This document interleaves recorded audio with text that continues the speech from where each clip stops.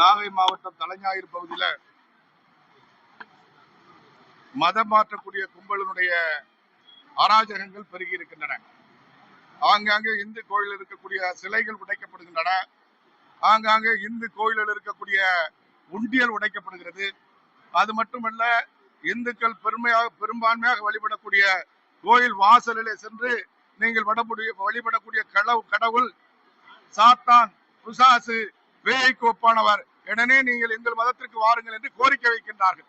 வீடு வீடாக சென்று இந்துக்கள் பெரும்பான்மையாக இருக்கக்கூடிய பகுதிகளுக்கு சென்று மதம் மாறுவதற்கு வற்புறுத்துகின்றார்கள்.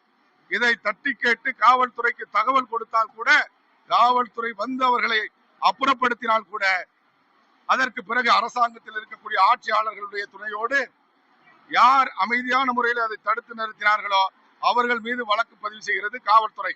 இந்த மாதிரியான ஒரு அநியாயம் இந்த தமிழகத்தில் நடைபெற்றுக் கொண்டிருக்கிறது. இதை உடனடியாக காவல்துறையும் அரசாங்கமும் நிறுத்திக் கொள்ள வேண்டும். ஒருதலை பட்சமான நடவடிக்கைகளை நிறுத்திக் கொள்ள வேண்டும். மத மாற்றத்திற்கு துணை போகக்கூடிய நடவடிக்கைகளை நிறுத்திக் கொள்ள வேண்டும். இந்துக்கள் பெரும்பான்மையாக வசிக்கக்கூடிய பகுதிகளுக்கு சென்று நீங்கள் வழிபடக்கூடிய கடவுள் சாத்தான், பேய், பிசாசு, நீங்கள் இயேசுநாதரை வழிபடுங்கள் என்று சொல்வதற்கு அவர்களுக்கு யார் உரிமை கொடுத்தது? அவற்றை உடனடியாக தடுத்து நிறுத்த வேண்டும். அப்படி காவல்துறையும் அரசாங்கமும் தடுத்து நிறுத்தவில்லை என்று சொன்னால், அமைதியான முறையில் உங்களிடம் ஒப்படைத்தால் கூட வழக்கு போடுவீர்கள் என்று சொன்னால், வருகின்ற காலத்திலே நாங்களே காவல்துறையினுடைய நடவடிக்கைகளை கையில் எடுத்து யார் மதம் மாற்றுவதற்கு வந்தாலும் கூட கடுமையான நடவடிக்கைகளை இந்த பகுதியில் இருக்கக்கூடிய பொதுமக்களே எடுக்க வேண்டிய சூழ்நிலை அரசாங்கம் உருவாக்க வேண்டாம்.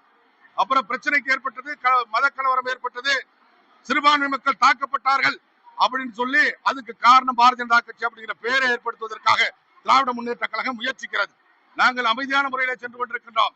நாங்கள் இந்த மாதிரியான மத மாற்றத்தை தடுப்பதற்கு அரசாங்கம் நடவடிக்கை எடுக்க வேண்டும். மதம் மாற்றக்கூடியவர்கள் மீது வழக்கு பதிவு செய்ய வேண்டும். மத மாற்றத்திற்கு எதிராக வழக்கு கொடுத்தால் வழக்கை எடுத்து பதிவு செய்து நடவடிக்கை எடுக்க வேண்டும்.